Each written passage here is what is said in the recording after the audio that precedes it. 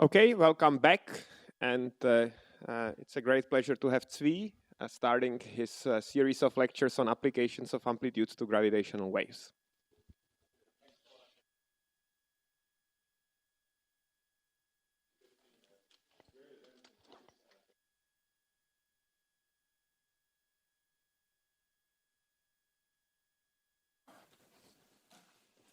Okay, on September 15, on September 14, 2015, a great event happened in physics where gravitational waves were discovered. And we in the amplitudes community, we were very excited by this, and we wanted to know how can we help. So that's what I want to tell you about. And the key question that we're after is how to help with the core mission of LIGO, Virgo, and gravitational wave detection in general. And you might think that amplitudes has nothing to do with gravitational waves. It's a completely different kind of problem. We consider, let's say, collider physics or theoretical issues in n=4 super Yang-Mills, supergravity, and so forth. And what does that have to do with classical gravitational waves? And what I'm going to show you is it has everything to do with it. Classical gravity is just around the corner. Small modifications of the way we do things in scattering amplitudes gets us very quickly to the key problems of understanding gravitational waves that are emitted from, let's say, binary black holes. And the basic problem, it's very simple. This is the one we're after. There's a black hole. There's another black hole. They're in orbit. And they're emitting gravitational waves. And not drawn to scale is an observer using one of the detectors. And this is, I don't know, 1 billion light years. 1 billion light years.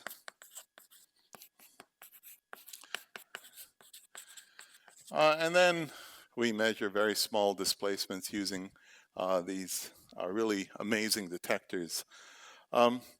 Now, even before we started thinking about the problem, our friends in the gravitational wave community, especially Thibaut Damour, was thinking about scattering amplitudes as a useful tool for understanding the problem.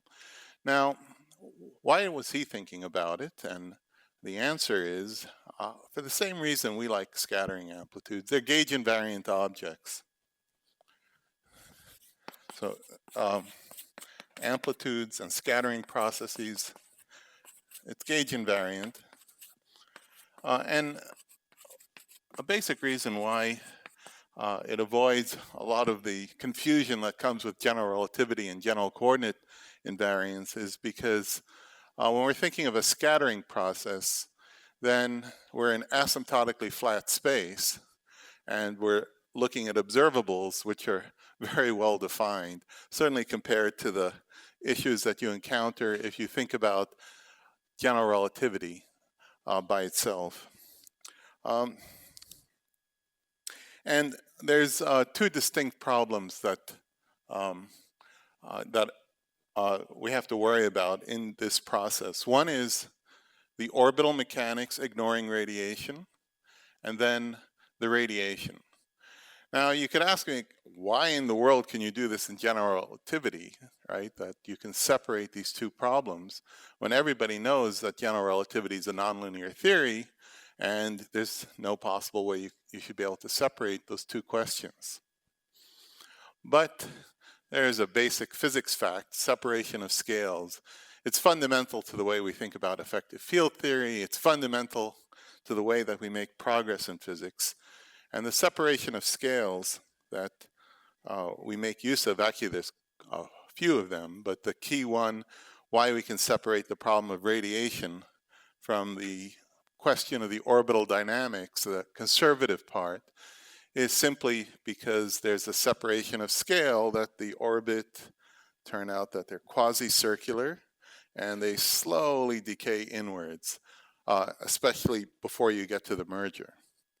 And that separation of scale, think of it as an adiabatic process that is just orbital mechanics, and then there's energy leaking out, which is causing the orbit to shrink slowly. So there's actually two numbers that LIGO is interested in when they do the analysis. One number is binding energy, or orbital frequency, and the other one is the frequency shift. With those two numbers, they can build the templates, at least for the part before the merger. Okay, so the question is, the question that the general relativity community came to us with is the question of the conservative dynamics. So that's what we're going to focus on here. Now, there's a whole story that comes with the radiation part, the dissipation. There's a very interesting story about that, but let's just focus on the Hamiltonian, the two-body Hamiltonian. So what we're interested in, the problem that we're interested in is there's two black holes, and we want to know the corrections to the Newtonian potential. And we want to know it as accurately as possible. Now, when I started in this game, I met Kip Thorne, and I asked him, how high do you have to go? How many orders? And the answer was, as high as you can go. And the reason is because if you look at the future detectors beyond LIGO, there's LISA, Einstein Telescope, Cosmic Explorer, and you look at what they're going to do, it's just astonishing. This stuff is small potatoes. LIGO compared to what's coming, small potatoes, and there's an enormous amount of work that has to do to improve the precision in the future. Okay, so basically anything you can do that pushes the state of the art in any direction is important. That's the message. Okay. Now, our general relativity friends, they've been pretty busy. They've been working out what's known as Post-Newtonian. Let's call it PN. That's Post-Newtonian. And this is an expand in Newton's constant, and then also in velocity. And these go together. Maybe remember something about the virial theorem, potential energy, kinetic energy, there's a balance. So it's a double expansion that they do, and they've gone to what's called fourth post-Newtonian. This is complete. Fifth post-Newtonian is mostly known. 6 is partly known, and so forth. So they've been quite busy. But the community, that's not us specifically, but the general relativity community, gravitational wave community, also realized that there's another expansion which has advantages. And that's what's called post-Minkowskian, PM, post-Minkowskian. And this is just an expansion in G. Now, I don't know why they call it post-Minkowskian. They should call it perturbation theory. That's what we call it. This is just ordinary perturbation theory, the way we do it. So it aligns with us. And this is all orders in velocity. And the reason why you want to do this is because you have Lorentz invariance holds. That's clearly good because all orders in velocity.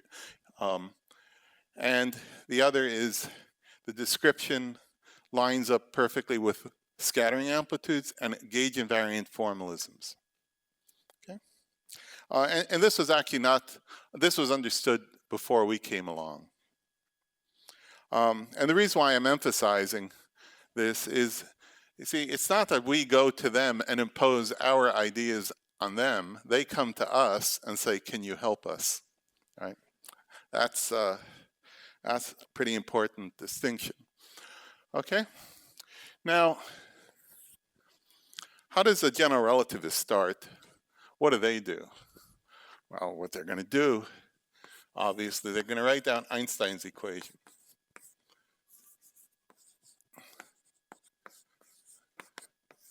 Eight pi g over c to the fourth, and then the energy momentum tensor.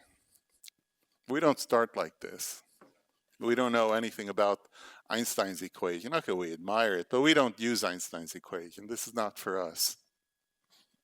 Cross that out. Einstein's equation is hard. How do we start? We start with the idea that there's a graviton, right?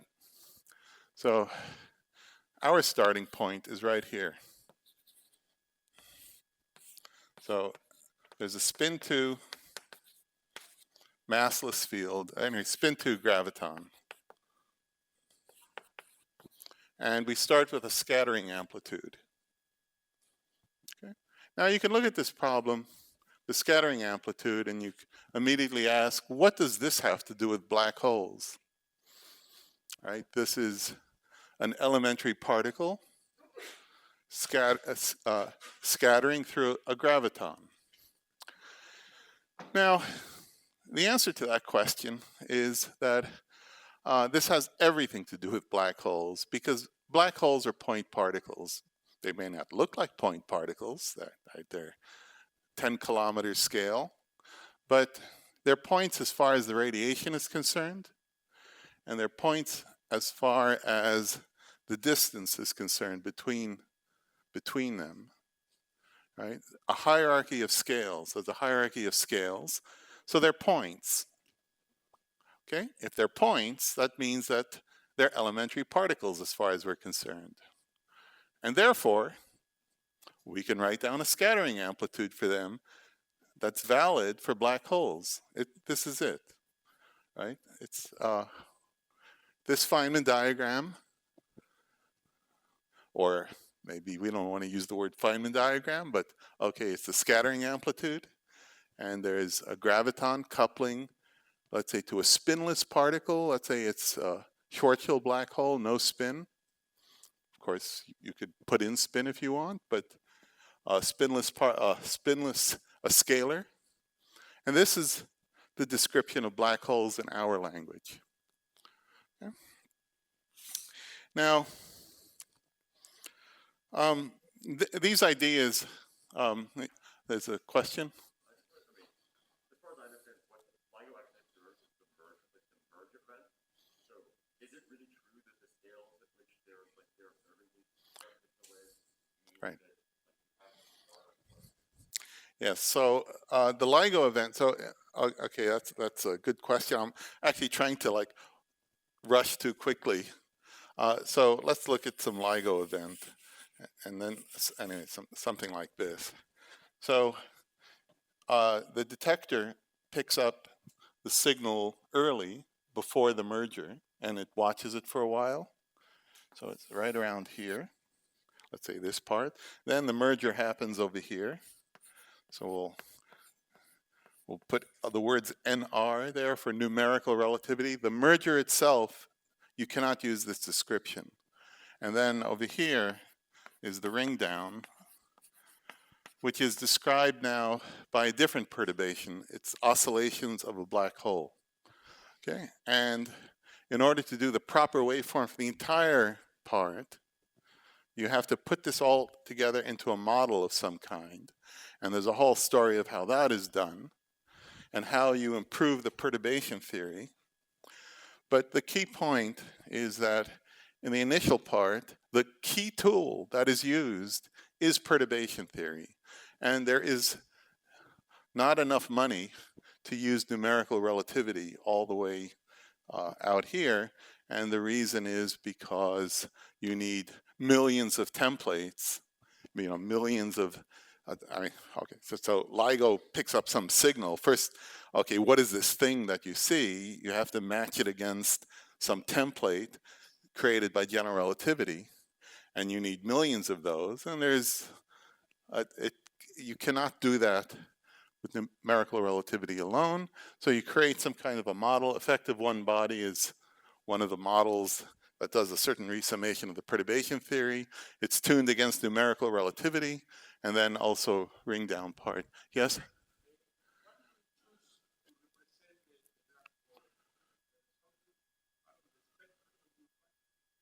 No. It just a point, I mean, or yes, but in some really dumb way. I mean, what's a black hole if you watch it from a distance? A black hole is just a bunch of mass. It's just a point particle. So we're ignoring any of the inner workings of this thing. I mean, that can also be dealt, those inner workings, like how exactly a black hole reacts to a gravitational field, that can also be included in the framework of effective field theory. But at this level that we're working, this is a point particle for the dumb reason that you're watching it from a distance. So then it's a point. Okay. And by the way, what's actually pretty amusing, this sounds like very strange that we're imposing some idea. We're going to the general relativists and we're telling them, oh, you should view a black hole as a point particle.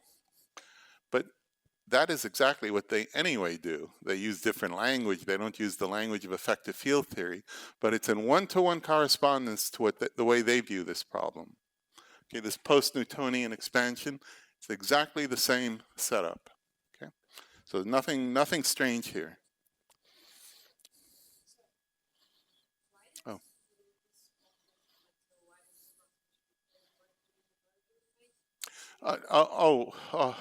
Well, for a kind of stupid reason. It's because, you know, these black holes, I mean, they have a finite size. So just the Schwarzschild radius. So when they touch, whatever description I have in terms of point particles, completely invalid. Effective field theory always is like that. That it's valid in a certain region, it becomes invalid, and then you turn to a different tool, and then you combine the different tools. Okay. So it's not for any profound reason. Oh, actually, I'm not repeating the questions, but yeah. From the part that you were just showing of these weights, it seems that we can use this method for the easy part of the scattering of black holes. Well, yeah, hell yes. So, in fact, in some way, when the new detectors come, it'll be the most important part, because what happens with the gravitational wave is you're watching the phase. The key information, the waveform, is the phase. So suppose you watch the waveform for 1 million cycles. You're just watching and watching neutron star mergers for years, right? And you're just watching this thing. You need high precision out here, where numerical relativity does very poorly. Okay, so there's no such thing as the easy or hard part. It's all hard. Okay, actually, it's not completely true. The ring down is actually pretty easy, but okay, but it's hard, all of it. Now, by easy, you meant that we have tools. I assume that's what you meant, the easy part. In a sense, perturbation theory is the tool, so we have the tool. Okay, but we could also say, well, we have the tool here for the merger, numerical relativity. Okay.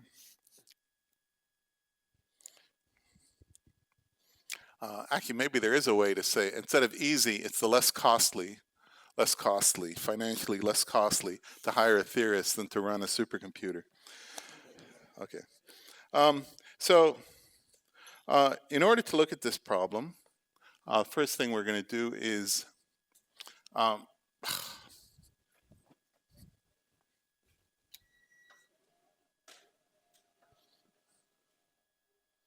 let's consider electromagnetism first. So first, let's do E and M. Now, if you've been listening to some of the lectures, you'll be hearing double copy, gravity is like the square of gauge theory.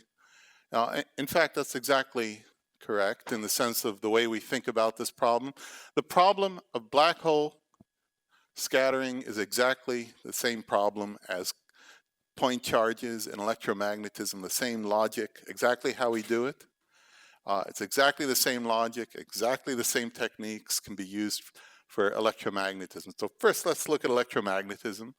Then we'll do the double copy, and then we will, notice that it's the same thing. Okay, there's no curvature here. We're not seeing no Einstein equation. It's the same, exactly the same logic. So let's do electromagnetism. Let's derive Coulomb's law. Actually, we're going to derive a souped-up version of Coulomb's law, where we include velocity corrections. Okay, so we all know Coulomb's law. Q1, Q2, and then 16 pi r in some units. And the way we do this, we extract this potential, is we look at the scattering amplitude.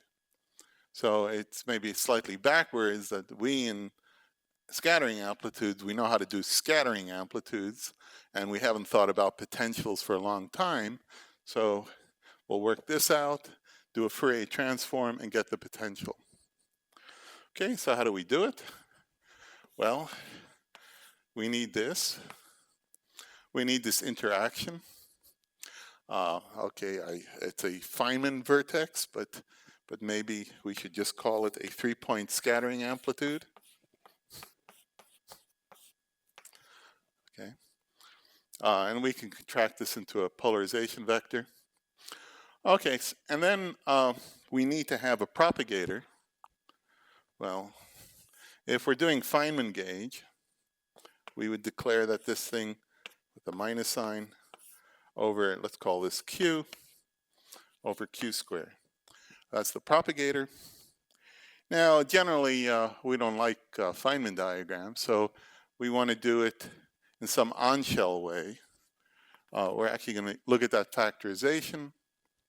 Certainly, when we look at gravity, that's how we're going to do it. And a key observation is that in the problem we're interested in, long-range forces, there has to be a propagator here. So if there has to be a propagator, we might as well look at that cut. Basically, we have to sit on top of that pole. So if we do that, then when we do a sum over states crossing the cut there, or the factorization channel, then we have the polarization epsilon mu, okay, a star because there's some reversal. And this thing is equal to minus eta mu nu minus p mu L nu, where this we'll call the reference momentum. I wasn't at the earlier lectures, but I assume there was some mention of reference momentum when you're using spinor helicity. But anyway, that's a reference momentum divided by P dot L. Okay, and that's the sum over states that are crossing this cut over there. Okay, and of course the physical states, epsilon dot Q is equal to 0, epsilon dot L is equal to 0. That's where this projector comes from. This we can call this a projector. And we have Q squared equals 0, at least if this is an on-shell. If this is on-shell, or we're sitting on top of that pole, we can take Q squared equals 0, L squared equals 0, that's the reference momentum. And therefore we can just work out the diagram, that amplitude, that's equal to I Q1, and then let's put some 1, 2, 3, 4. Let's take Q, therefore, is equal to P2 plus P3. Okay. So on one side I have P1 minus P4. Okay, there's a mu minus I over T. Let's define T equals Q squared. And then I have, well, if you want to do Feynman gauge, you'll put in eta mu nu. If you're not not doing Feynman gauge, but you're doing the sum over the physical states, then you would put that projector. So let's put it in here. Q mu, oops, let's make this up, plus Q nu L mu divided by Q dot L. Okay, and then on the other side we have I Q2, P2 minus P3. Well, the first observation, see the Q mu? So, oh, there's a nu here. So let's say Q nu into this. Well, let's work that out. Q nu into P2 minus P3 nu. Well, that's P2 plus P3 dotted into P2 minus P3, which is equal to P squared minus P3 squared, P2 squared minus P3 squared. Okay, these are on shell, right? We want these to be on shell. The black holes are physical. So that's M2 squared minus M2 squared, which is equal to 0. So if I have another colored chalk, I should just cross that out. It doesn't make any difference. The reference momentum has to drop out from gauge invariant physical objects, which in fact it does. Okay. So there we have it. We just got to dot this thing into that thing.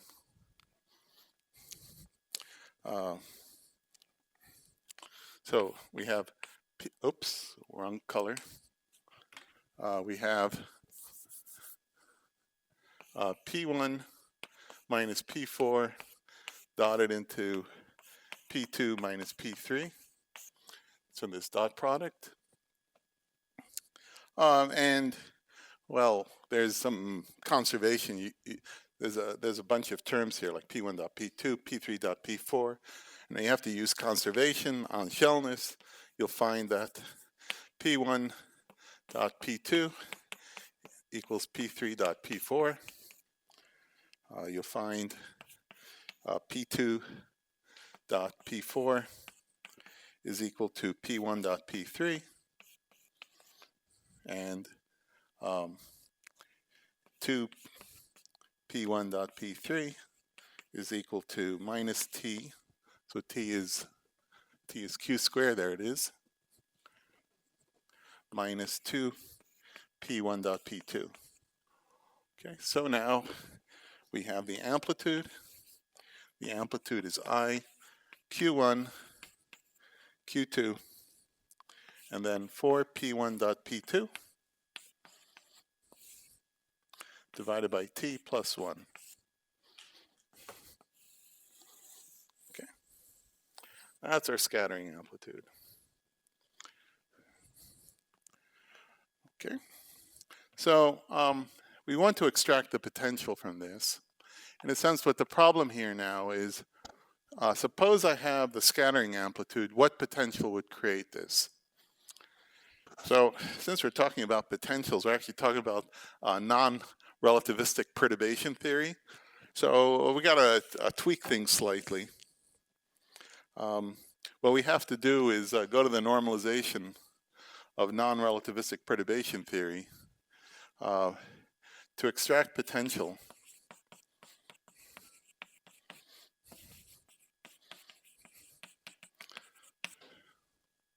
Well, first thing we want to do is get rid of this I. Potential shouldn't have an I. And anyway, the I is just a convention from the Feynman diagrams, the way Feynman normalized it. Right? The phase of the scattering amplitude is irrelevant. So we better line it up so that things are actually consistent with the way non-relativistic perturbation theory is done in terms of the potential. So anyway, two things, divide by I, and then normalize. If you go back to some quantum mechanics book, normalize by, each state has to get normalized by a factor of the square root of the energy.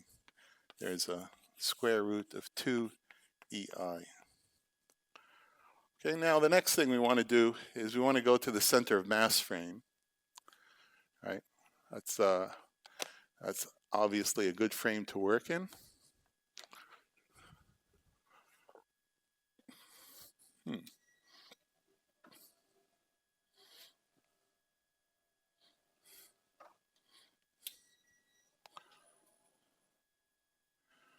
Okay, so we want to use center of mass coordinates, the center of mass frame. So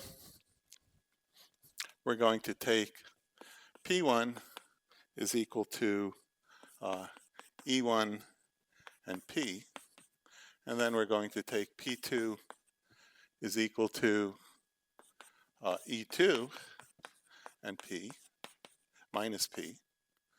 Okay, the masses can be different. Particle 1, particle 2, the two black holes can have different masses, so they can have different energies, but center of mass is defined that the momenta are equal and opposite.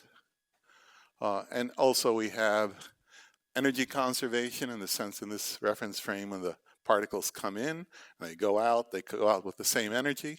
So the normalization we need, well, there's a square root, but anyway, pairs of them are equal energy. So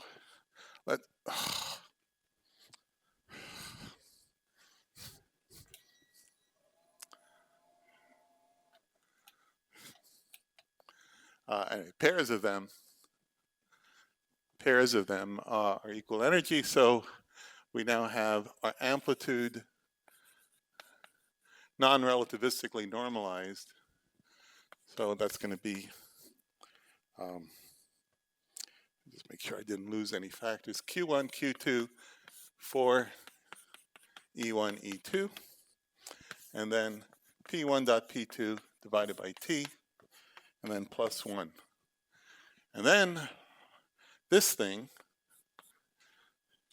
in non-relativistic perturbation theory, this is just the potential. That's just the potential. So let's call this V of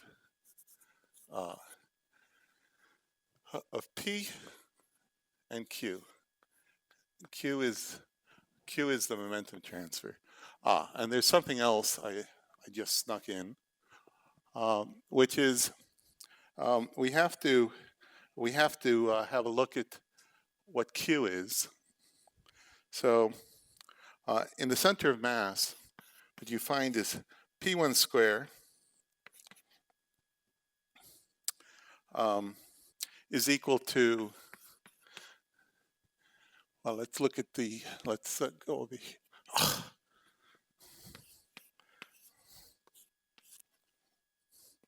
Okay, there's Q. Let's point it down.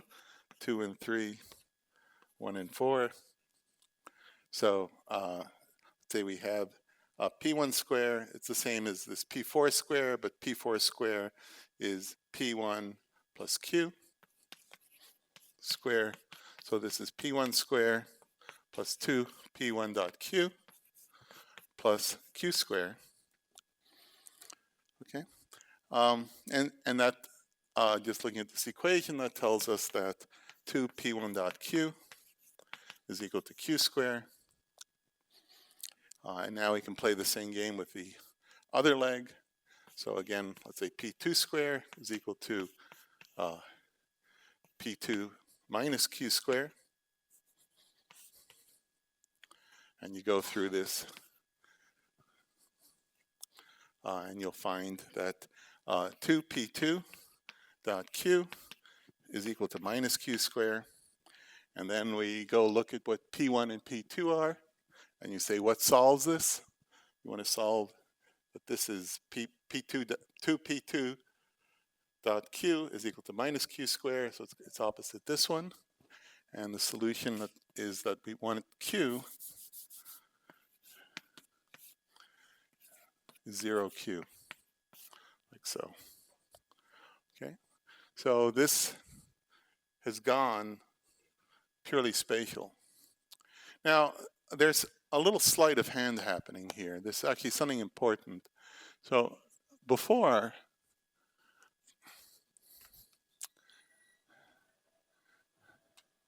when I was working this out, I said I want a propagator here. So essentially I can work on shell. See, that's what I did here with the sum over states. And that allowed me to determine the amplitude. But now that I have the amplitude, and I want to evaluate the potential, I take this thing off shell. Okay. Now, how exactly did I take it off shell? Right? You start worrying there's an ambiguity there, that I'm not going to get a unique answer because I've taken something off shell. This q square, whatever, right? Over there, I was putting it on shell to evaluate the amplitude because I was saying, oh, I need to have that pole there because it'll be a long-range force. Well, I'll make that clear in just a few minutes, that the pole really has to be there. But when I actually evaluate it, and I start, talking about getting the potential, I take the thing off shell. Okay, and there's definitely an ambiguity because I could have introduced terms depending on q square in some way. Okay, but this is not a problem at all because you might know that potentials are not physical, right? They're generators of physical things. They're not unique. You can make coordinate transformations, you can make canonical transformations, and you can change the potential in complicated ways. Okay, and here we're just making a certain choice. Okay. Okay, now let's go look at the potential. This is the potential, except for one little detail. I've Fourier transformed. There's a Q here. That momentum transfer, it needs to be converted into position space. So let's do the Fourier transform. Or stated another way, if I'm doing non-relativistic perturbation theory, and I start with a potential, then in order to work out the amplitude, I would Fourier transform. So let's undo the Fourier transform. So my potential V of P and R is equal to the Fourier transform of this momentum space potential. As simple as that. D cubed Q on 2 pi cubed V of P and R. Oh, sorry, P and Q. And then e to the I Q dot R. And this is what we're after. This should contain Coulomb's law. It should be right here. Better be in there. Okay. Now, all I'm actually doing here is I'm reversing the normal process that you learn in your quantum mechanics class. You have some potential, you want to work out an amplitude, some kind of scattering amplitude, and then there's perturbation theory. I'm just reversing the process in order to extract the potential. Okay.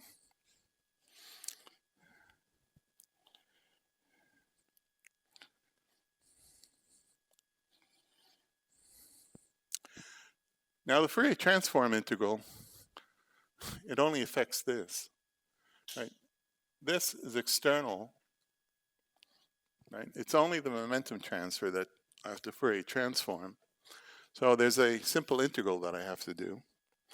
I need d cubed q e to the I q dot r over q squared, and that I can look up. 1 over 4 pi r. Okay. So, but then you'll say, there's another integral I have to do, right? It's the 1. So let's look at that. D cubed q e to the I q dot r of 1. And that is obviously going to be, let's divide, I forgot my 2 pi's. That will obviously be a delta function, delta 3 of r. Okay. Do I care about that term? Anybody tell me? No, right, that's what I heard. No, why don't I care? Because delta of r is a point, the points are touching. Well, Schwarzschild radius is much bigger than this delta of r. This is where the approximation is broken down. I'm never going to use any of this except for long-range force. So this is the point. I need a propagator. I need the 1 over q square in order to get a Fourier transform that's not point-like. This is irrelevant, right? So let's just ignore or drop. I can't quite make it. Drop. We can drop that. Okay. So there you have it. So now I have my potential V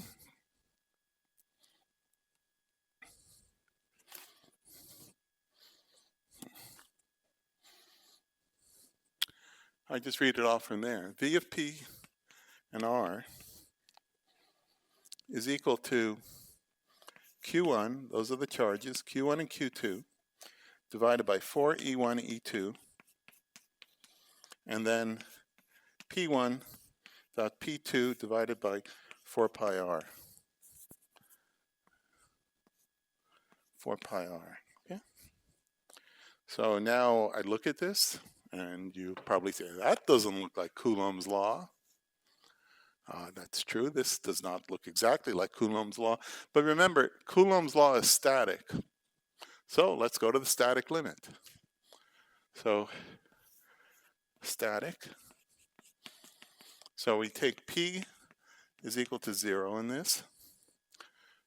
What's P1 dot P2? P1 dot P2. There's P1 somewhere here. P1 dot P2 was E1, E2, and then plus P square vector.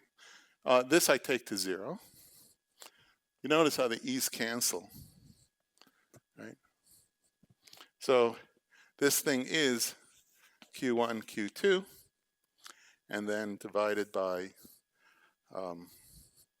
16 pi r. So this is Coulomb. But it's more than Coulomb, right? It's Coulomb's law corrected to all orders in velocity, right? So it's the lowest power in the charges. We're doing perturbation theory. It's just that diagram, right? The lowest order diagram that we're computing. So it's the lowest power in the charges, but we have an answer all orders in velocity. Okay, so that's pretty cool. Okay, yes? When we're doing the difference, the exponential we have q times r is not dimensionless. Do you have any Oh no, yeah, I use God's units. It's dimensionless. This is, God defines this as being dimensionless. H bar equals 1, C equals 1, that kind of stuff. Yeah. Any questions? Yeah, sorry for not repeating the questions. That people out in Zoom land, but. Oh yeah, can I ask a question? So if you don't have your velocity, your potential in the first place, then you don't have a Lagrangian. So where do you get your Feynman rules from? Well, I was hoping someone would have given lectures about that. But in fact, that 3-point function turns out it's the only thing you can write down. It's the with the proper spins. But if you prefer, we are allowed to look at Lagrangians, but not too much. So we can get the 3 vertices out, okay, to bootstrap the process. But once you have those 3 vertices, you're good to go. Thanks.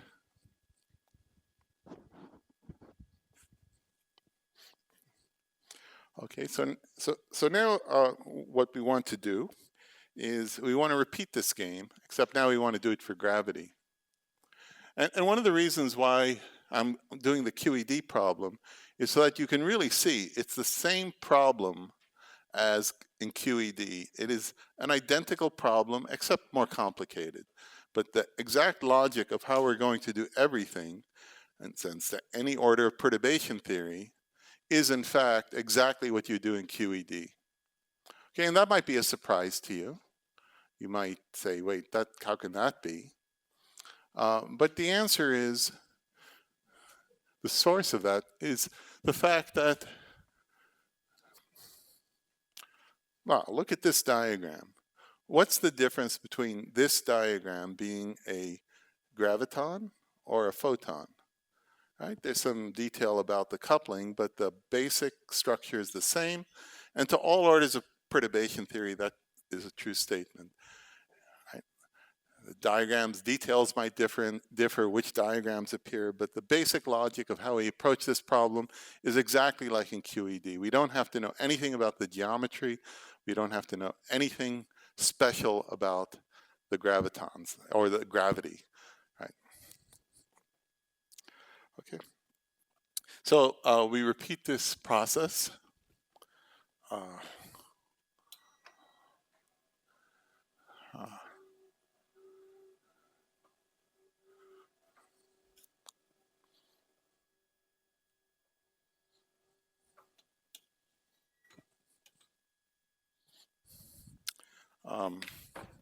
So we repeat the process, except this time, is there an eraser? This thing.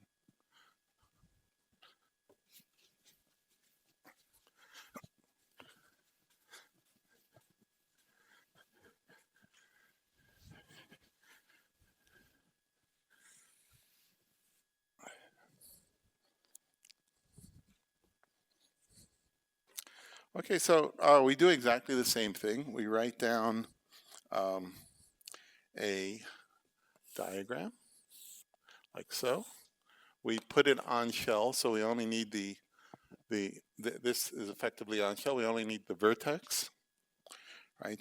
If you've attended the lectures, you know that there's a relationship between gauge theory and gravity, the double copy.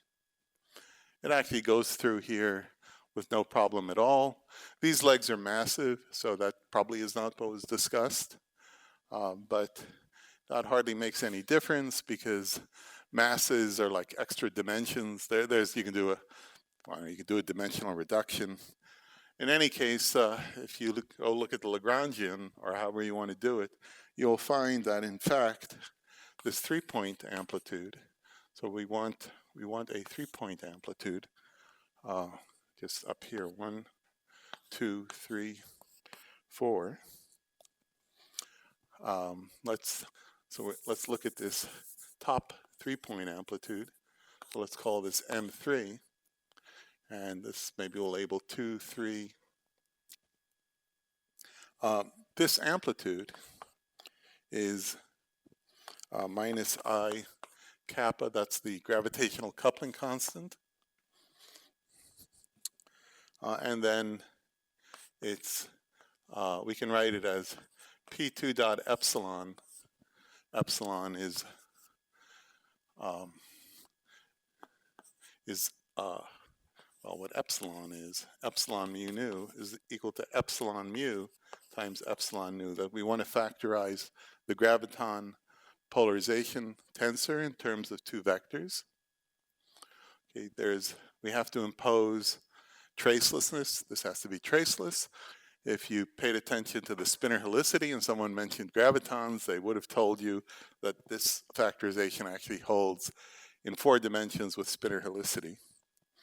But in any case, we can factorize it. One thing we have to keep in mind is that there's a trace you have to subtract out. Gravitons are traceless. Okay.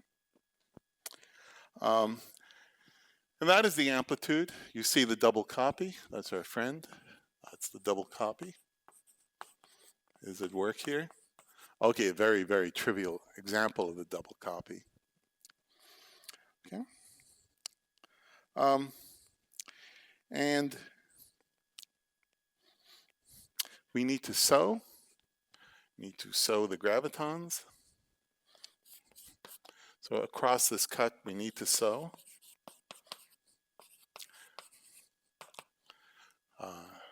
So we need the sum over states of these polarization tensors.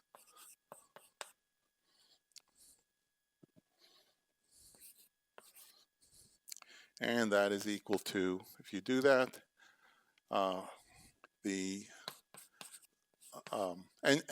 we can do that, actually we can do it from here, just knowing how the sewing of the vectors of photons are, except we're going to have to subtract the trace. So it's 1/2, and I'll define what this thing is. Well, this thing is our friend, the projector of the photons, Q mu L nu plus Q nu L mu divided by Q dot L. L is the reference momentum. Maybe I put in an extra minus sign, but it doesn't matter because there's pairs of them. P mu rho. So let's, whoops. There's mu, there's nu, there's rho, there's sigma. P mu rho. So that's from here to here. And then P nu sigma plus 1/2. It's the gravitons are symmetric, so we have to symmetrize. P mu rho. Oh, P mu sigma. P nu rho. Okay, then we have to subtract off the trace. 1 over d minus 2. P mu nu. P rho sigma. So this, we call this the dilaton subtraction.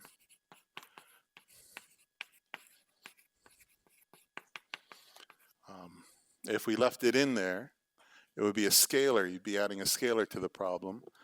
And we don't want that scalar, so we get rid of it. And this is the tracelessness of gravitons.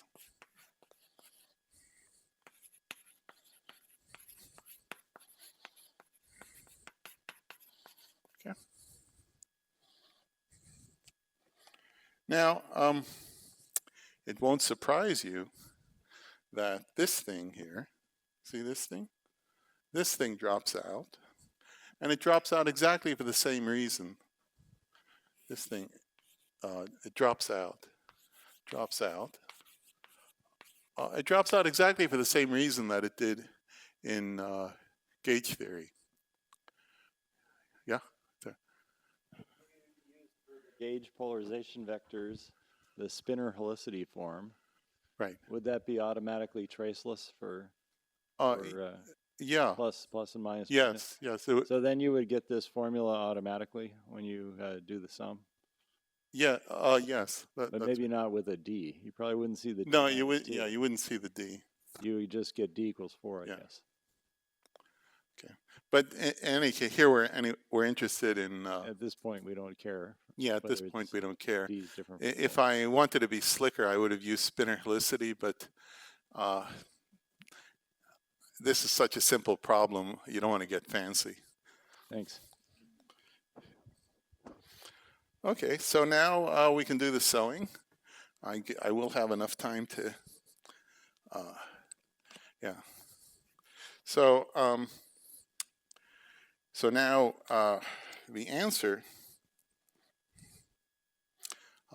well, the sewing, let's see, what we want to do is we want to sew, so this M4, so M4 would be the 4-point, this thing, is equal to minus I kappa square divided by Q square. And then we sew here, we're sewing with eta mu nu here and here. This thing doesn't really matter because you see that these amplitudes, they're completely symmetric anyway. So the sewing of these two is trivial. You get P2 dot P1. So let's put that in. That's P2 dot P1. There's a square. And then you get the dilaton subtraction, 1 over d minus 2, m1 square, m2 square. And what this m1 square or m2 square is, see, I sew the indices. Where is it? Here, mu nu. So I'm sewing the same vertex, P2 against P2. You just get the dot product, P2 square P2 square equals M2 square. That's where this thing came from. The other one came from the other side. And in some sense, this thing still preserves the double copy sense, like it's a difference, right? There's a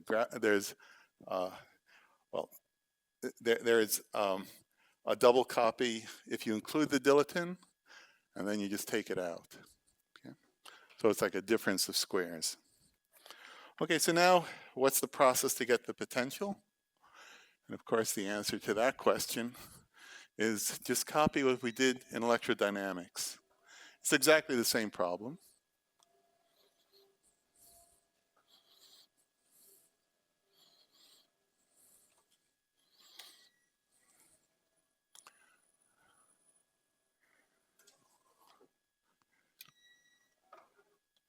Okay.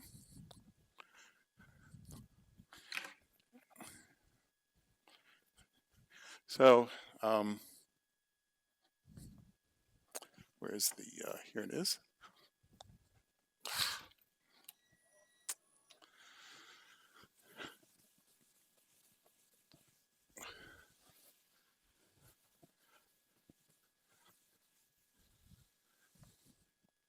Okay, so to extract the potential,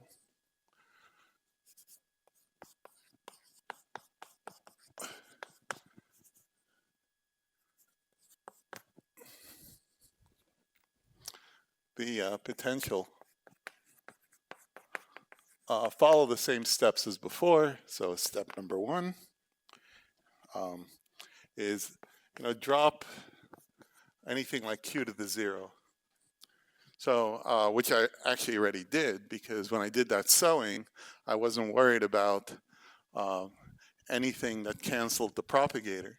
So here's the propagator. So if this propagator disappears, I'm not interested in it. It's local, meaning point-like interaction of the two black holes. That is not what we're interested in. We're interested in long range, so we just dropped that. We already did that. The NR non-relativistic normalization. So 1 over 4 E1, E2, we better divide by that. Number 3, D equals 4. I just snuck that D equals 4 in there. D was in there. Oh, where'd I put it? Oh, I see. I should.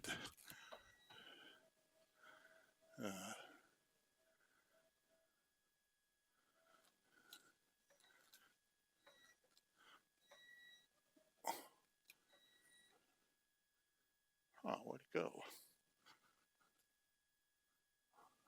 Oh, there it is. Anyway, I had the D dependence. We were only interested in D equals 4. And then we take Q square goes to minus Q vector square. And then we carry out the Fourier transform. So here's the answer. And I think I can make it before. Oh, yes, I better rush. Okay, V of P and R is equal to kappa square 4E1 E2 integral D cubed D cubed Q 2 pi cubed here. Okay, let's erase all this.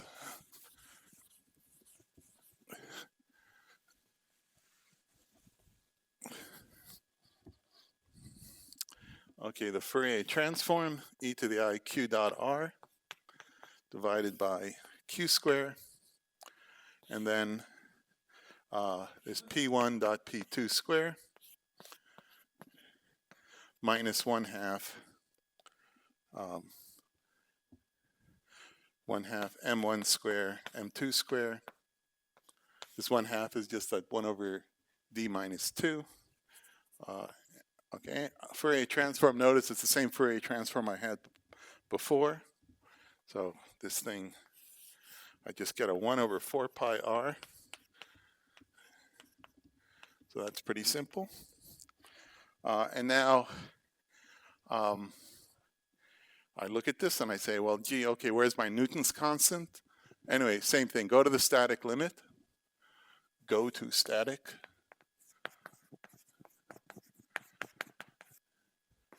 limit, go to the center of mass, and so forth. Exactly what we did before. There's E1 and P, and then E2 and minus P. So this P1 dot P2 square, P1 dot P2 square. Oh, and then of course E1 goes to M1. If I'm all the way in the static limit, E2 goes to M2. Okay. So what I get when I go to the static, let's just do that static. I get that this is kappa square. Okay, some e's cancel, but then I have some e's upstairs. There's E1 times the E2 upstairs, but that's really M1 times M2 in the static limit. And then I have, there's a 4, another 4, there's a 16. Oh, then there's a 1/2 to include that 1/2. So I get 32. And if I have to watch my sign, there's some signs I have to watch. I get 32 pi r. And now I look at this and I say, that's Newton. So now I know what kappa is. Kappa square is 32 pi g. And I'm done. So let me just finish by writing one more equation, which is just to clean up the potential, to write it in terms of Newton's constant.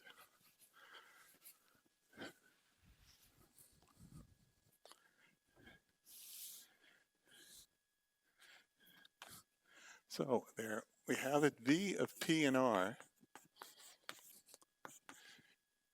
is equal to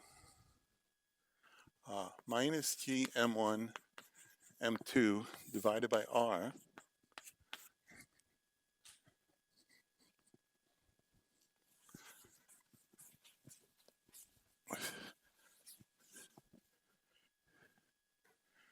and then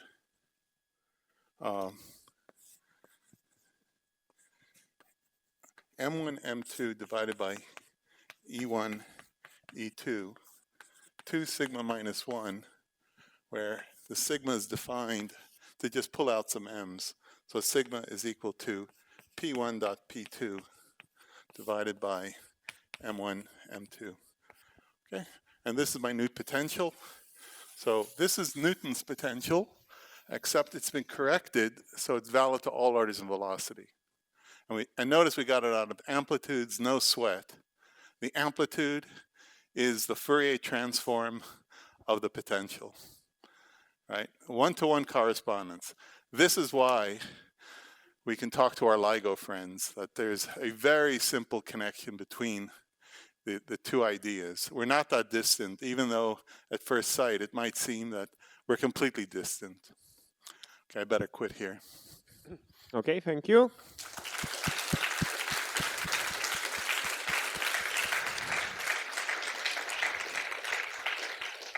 Questions, comments?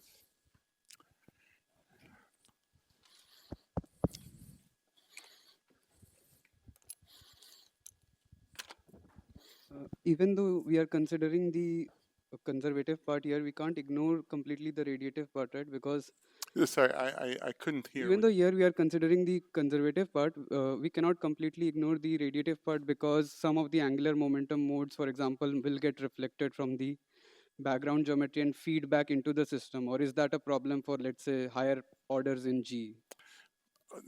This can be systematically done. I mean, say it is a problem, of course, but well, at this level, there's no radiation, but this can be systematically done, order by order, corrected to include all that, and that's in fact exactly how LIGO operates. We can maybe talk about it privately.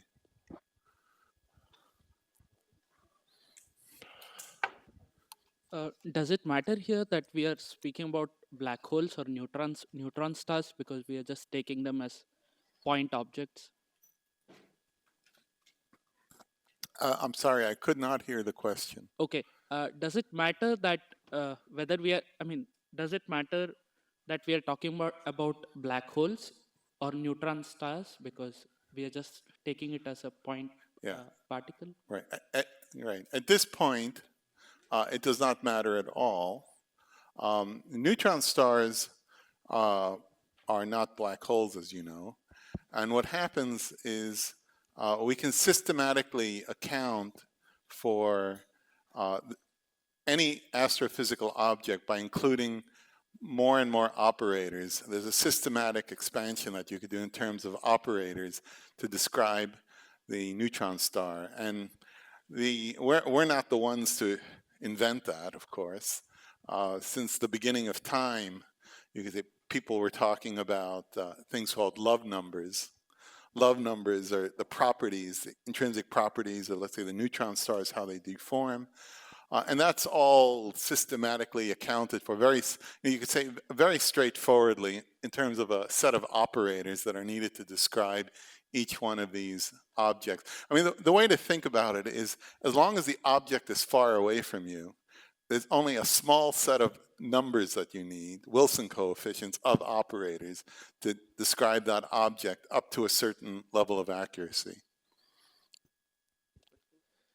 Yes, I was wondering about these double expansion, namely the Newtonian and the Post-Minkowskian. Is it true that the Post-Minkowskian expansion, which is just expansion in G, contains everything from the Newtonian Post-Newtonian expansion? I mean, if I compute the Post-Minkowskian order, say high enough, and then get automatically the Post-Newtonian expansion, or? Well, kind of, except our post-Newtonian friends, in terms of orders in G, are above where post-Minkowski is. So it's true, if you're arbitrarily strong, you just keep on computing, then post-Newtonian is a subset of post-Minkowski. So that's definitely true. However, post-Newtonian, the perturbation theory, at least people have gone further in terms of powers of G than we have. But anyway, they are closely connected. There's, in a sense, the basic difference is very simple. It's you take post-Minkowski, you series expand in velocity, and then up to the order that you're working, you have to match onto post-Newtonian. They're one and the same if you do a velocity expansion. Okay, thank you very much. Just the 3-point amplitudes of the gravitational 3-point amplitude. If it's just a direct double copy, should it be like P2 minus P3 or something? Instead of P2 dot epsilon, should be P2 minus P3. Yes, right, good point. I snuck in some gauge invariance while you weren't looking. Yes. So what he pointed out is the vertex for the QED that I wrote down. Let's say it was P2 minus P3. But notice that P3, depending on how I define it, but anyway, it's minus Q, maybe it's plus Q minus P2. So the difference, we can rewrite it, it's epsilon. Okay, there's a 2 there. So there's a 2P2, and then minus Q.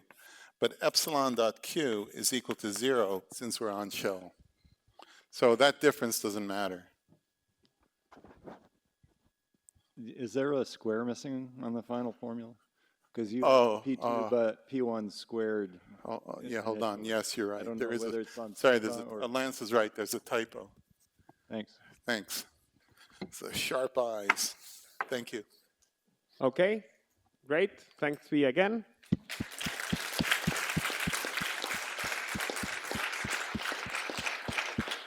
And we have a lunch break until 3.